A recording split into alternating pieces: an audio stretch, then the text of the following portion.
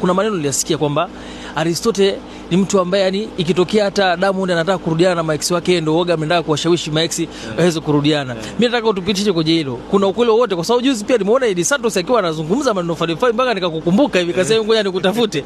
Uje utuambie bana kwa urefu zaidi. Kwa issue ya Diamond siwezi kuiongelea in deep sana kwa sababu Diamond wa miaka ile na sasa hivi na ni tofauti. Haujagundua kama Diamond amebadilika? Matukio ya Diamond kipindi kile na sasa hivi unajua kuna utofauti. Diamond naye amekuwa. Zile party za zamani zile ulikuwa unaona kila dakika Diamond mara party, Diamond mara vurugu. Unaona kama zimepungua. Na amekuwa na hela nyingi.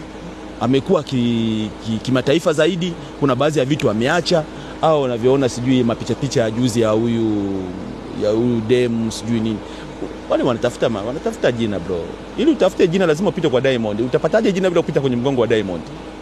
Lakini kweli Diamond waga anawatuma kwa Max zake mkawashawishi ili apashe viporo. Hamna kitu kama hicho. Max wenyewe wanajigonga tu.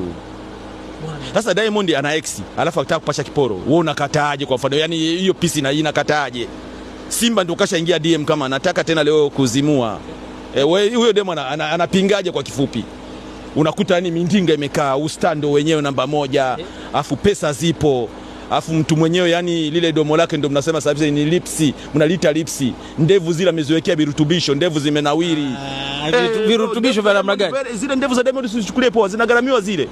Zile zimewekea virutubisho bro. Kuna mafuta expensive Diamond anapaka kwenye ndevu, inafanya ndevu zinafanya nini zinanawiri. Unachukua zile ndevu za Diamond unazo zinaota mbalimbali. Haoni kama zinajaa